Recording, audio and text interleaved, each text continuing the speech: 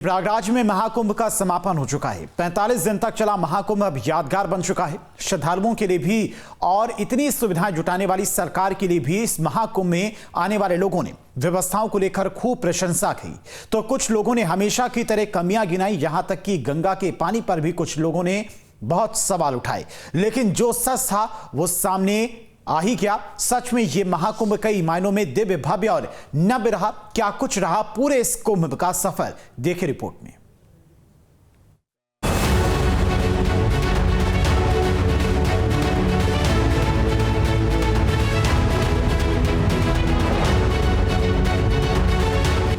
महाकुंभ यानी 12 वर्षों पर लगने वाला सनातनियों का वो सबसे बड़ा धार्मिक आयोजन जो देश की 4 जगहों हरिद्वार, प्रयागराज, उज्जैन और नासिक में लगता है। और इस बार 2025 में ये आयोजन जब प्रयागराज में 13 जनवरी से लेकर 26 फरवरी तक हुआ, तब विश्व ने सनातन के धर्म ध्वज को शिखर पर लहराते देखा। महाकुंभ में सनातन की भव्यता दिखी, साधु संतों और नागाओं की दिव्यता दिखी और जिस अभूतपूर्व तरीके से यूपी सरकार ने इसका आयोजन किया, उसकी नव्यता पूरे महाकुंभ के दौरान देखी गई। यह महाकुंभ कई मायने में नव्य रहा, क्योंकि पहली बार यह पूर्णतः डिजिटली था। यानी महाकुंभ के बारे में, इसके महात्म्य, कुंभ मेले की जानकारी, रास्तों और शिविरों की जानकारी, अखाड़ों की संपूर्ण जानकारी और विभागों के कार्यालय और संबंधित अधिकारियों के फोन नंबर तक मेले में आने वाले हर शख्स की उंगलियों के इशारों पर मोबाइल स्क्रीन पर आ सकते थे। तो डिजिटल कुंभ किस तरह से ज़मीन पर उतर रहा है, उसका एक उदाहरण आपको तमाम जो कुंभ मेला क्षेत्र में बड़े बड़े कटआउट्स लगे हैं, उन पर जो ये QR कोड्स जो छपे हुए हैं, इनको देखने के बाद आपको अंदाज़ा होगा कि किस तरह से उत्तर प्रदेश सरकार इस कुंभ मेले को डिजिटल कुंभ बना रही है। तो आप देखें यहाँ पर 4 QR कोड जो है वो इस पर लिखे हुए हैं, इस पर छपे हुए हैं। पहला QR कोड जो है वो कुंभ एडमिनिस्ट्रेशन उस पर लिखा है, दूसरा इमरजेंसी असिस्टेंस है यानी इमरजेंसी सेवाएं हैं, तीसरा होटल एंड फूड है और चौथा जो है अचीवमेंट्स ऑफ यूपी सरकार है।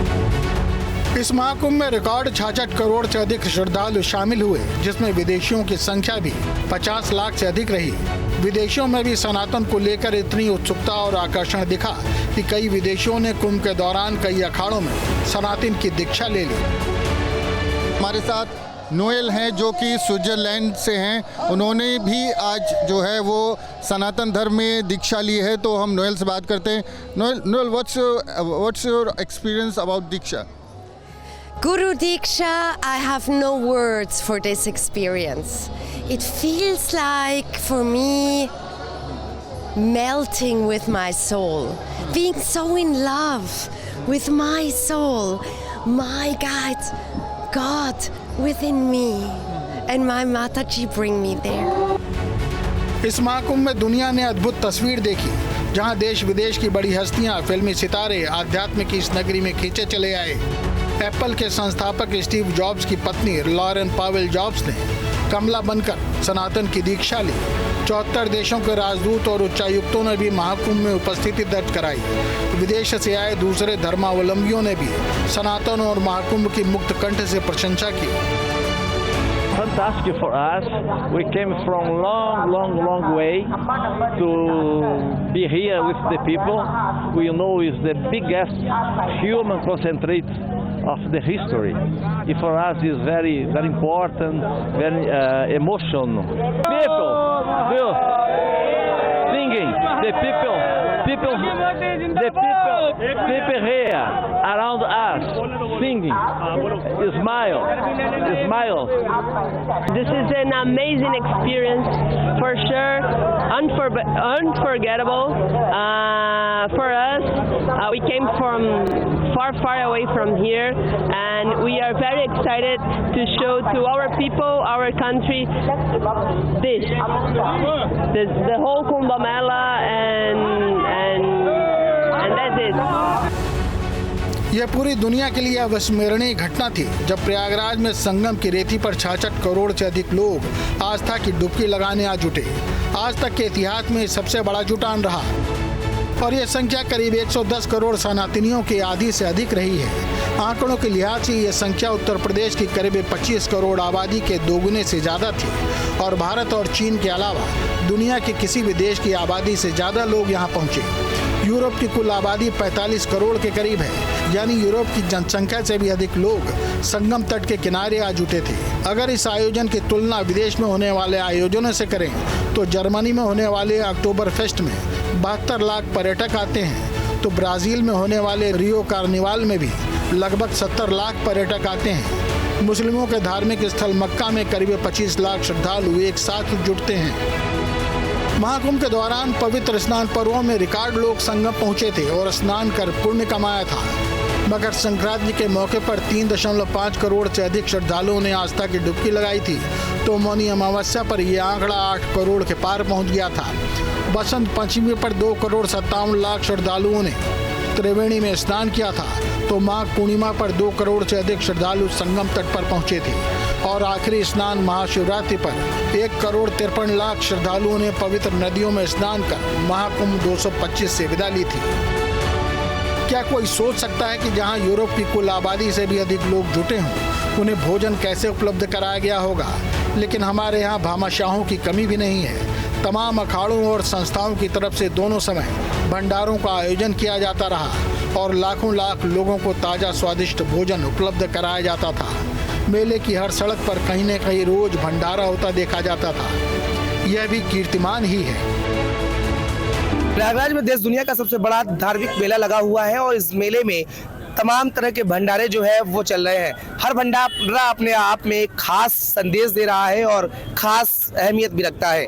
प्रयागराज का महाकुंभ जहां सनातन को लेकर के जाना जाता है, सनातन परंपरा, सनातन चीज़ों के लिए जाना जाता है, वहीं अपने भंडारों के लिए भी जाना जाता है। यहाँ पर अनवरत भंडारा जो है वो चलता है। पहले तो आप तस्वीरें देखिए, जो ये भंडारा चल रहा है इसमें किस तरीके से लाइन लगी हुई है और क्रमशः लोग जो है वो भंडारा खा रहे हैं। हम आपको तस्वीर आगे की दिखाते हैं कि कितनी ताज़ा जो है वो भोजन जो है वो बन रहा है और हमेशा हर वक्त यहाँ पर आपको अगर भोजन मिलेगा तो वो ताज़ा भोजन मिलेगा। और देखिए कि ताज़ा भोजन जो है वो यहाँ पर पूरी जो है वो छानी जा रही है और पूरी का जो है वो गरम गरम निकल रही है और जो लोग हैं वो खाने के लिए यहाँ पर लाइन लग रहे हैं और खा रहे हैं। तब पूरियों को बेलने का काम जो है वो यहाँ पर इस संस्थान से जुड़ी हुई महिलाएं हैं, यह सुरभि सोच संस्थान के सामने भंडारा चल रहा है।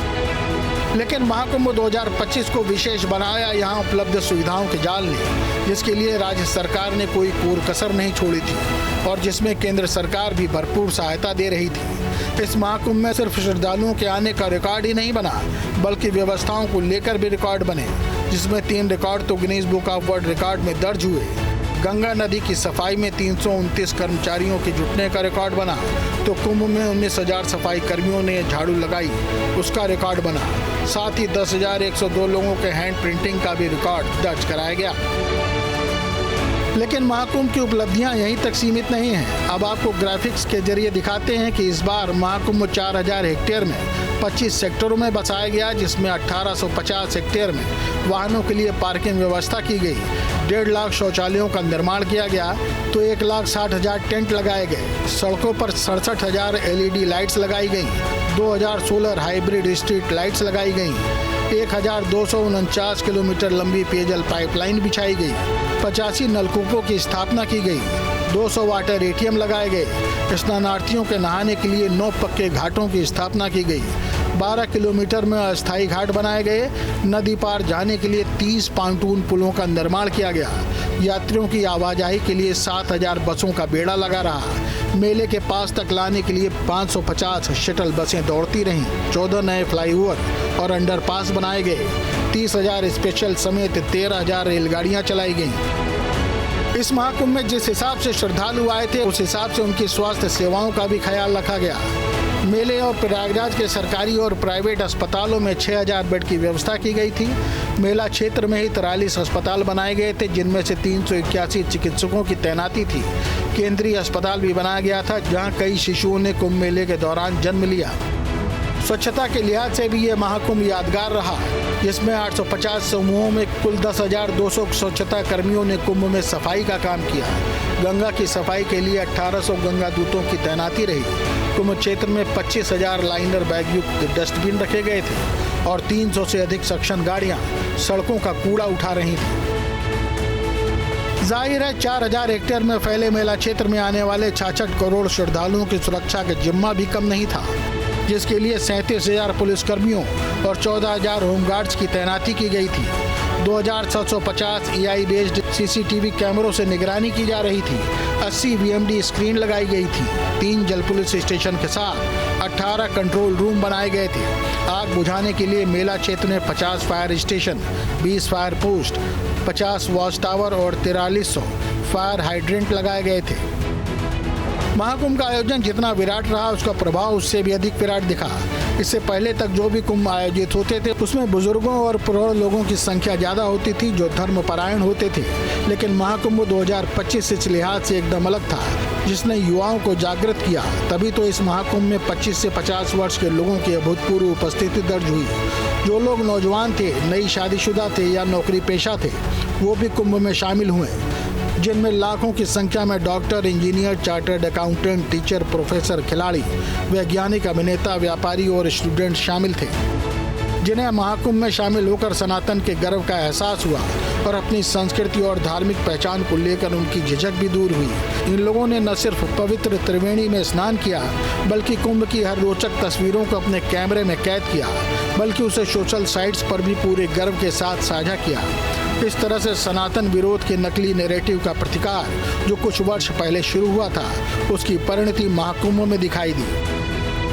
प्रयागराज में चल रहे कुंभ मेले में इस बार अच्छी खासी तादाद युवाओं की भी दिखी है, जो देश भर से, दूर दूर से, विदेशों से यहाँ पर लगातार पहुँच रहे हैं और आस्था की डुबकी लगा रहे हैं। हमारे साथ इस वक्त कुछ युवा हैं जो मुंबई से यहाँ पर आए हैं, महाराष्ट्र से आए हुए हैं और यहाँ पर संगम में आस्था की डुबकी लगाएंगे। उनसे बात करते हैं। बताएं, क्या सोच करके कहाँ से निकले हो आप लोग? हम बॉम्बे, धारावी और मलार ग्रुप में से हम लोग निकले हैं, अंधेरी ग्रुप में से निकले हैं और हम वेडू समाज है, देवी पूजक समाज है हमारी।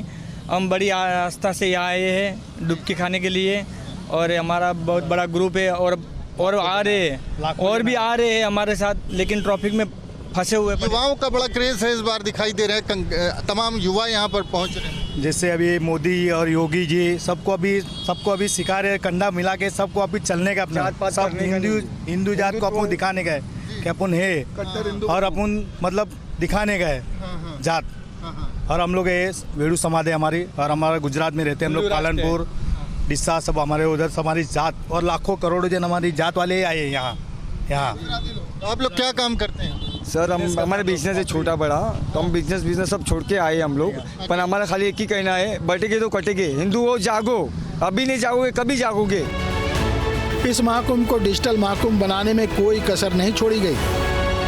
AI बेस्ड कुंभ सहायता ऐप, गूगल नेविगेशन से युवाओं को जोड़ने में सफलता मिली। देश के युवाओं ने यहाँ की चमक और संस्कृति को दुनिया के हर कोने कोने में पहुँचाने का काम किया।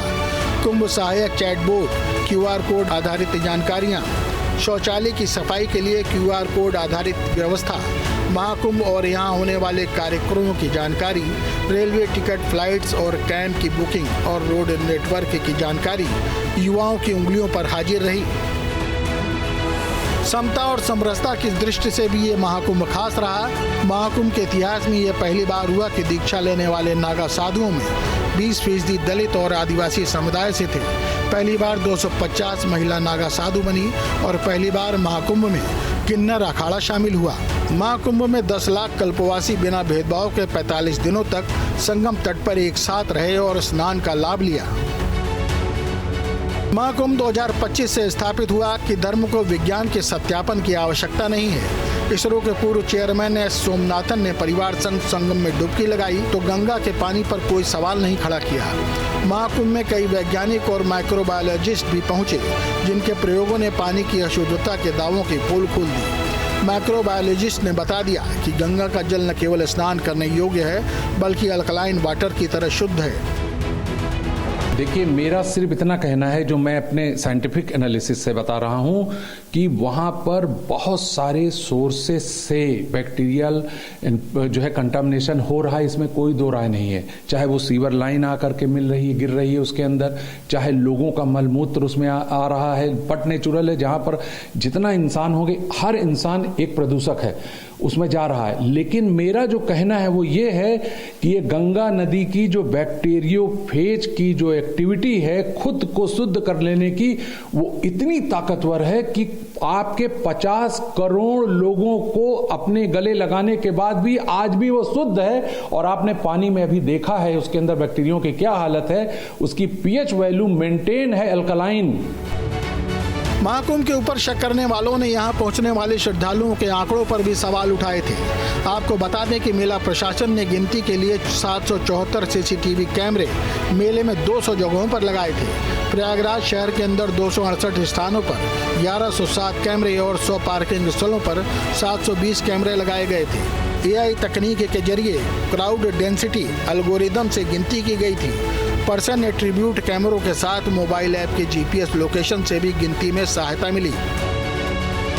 प्रधानमंत्री नरेंद्र मोदी के आध्यात्मिक पर्यटन का विजन महाकुंभ 2025 में साकार हो गया और यूपी ने सिद्ध कर दिया कि राज्य में आध्यात्मिक पर्यटन की अपार संभावनाएं हैं। यहां आने वालों ने दूसरे धार्मिक स्थलों का भी भ्रमण किया, जिससे प्रदेश में 5 नए कॉरिडोर विकसित किए गए। Prayag Vindhyachal Kashi corridor, Prayagraj Ayodhya Gorakhpur corridor, Prayagraj Lucknow Naimisharanya corridor, Prayagraj Rajapur Chitrakoot corridor और प्रयागराज मथुरा वृंदावन शुक्र तीर्थ। महाकुंभ व्यापार नहीं है, इसका मूल्यांकन लाभ हानि से नहीं किया जा सकता। लेकिन जिन लोगों ने महाकुंभ पर होने वाले खर्च पर सवाल उठाए, सकल घरेलू उत्पाद की तीसरी तिमाही में दिखे असर ने उसका जवाब दे दिया, जिससे वित्तीय वर्ष 2025 के लिए अनुमानित 6.5% की जीडीपी हासिल करने में मदद मिली थी। महाकुंभ 2025 के दौरान पर्यटन, होटल, खाद्य एवं पेय पदार्थ, परिवहन, पूजा सामग्री, धार्मिक वस्त्र और हस्तशिल्प में भारी इजाफा हुआ। सीसीटीवी, टेलीकॉम, एआई, मीडिया और विज्ञापन जगत को भी काफी लाभ मिला। 2019 के महाकुंभ में हर तीर्थयात्री ने औसतन 2500 रुपए खर्च किए थे और 1 लाख करोड़ रुपए की अर्थव्यवस्था में वापस आए थे। इस बार महाकुंभ में अर्थव्यवस्था को 3 लाख करोड़ रुपए से अधिक लाभ की संभावना है। लेकिन महाकुंभ की पूर्णाहुति के बाद अब प्रयागराज के लोग और व्यापारी उदास हैं। श्रद्धालुओं का जत्था जा चुका है और अब संगम क्षेत्र में सन्नाटा पसरा हुआ है और अब लोग यही कह रहे हैं कि महाकुंभ अब याद बन गया।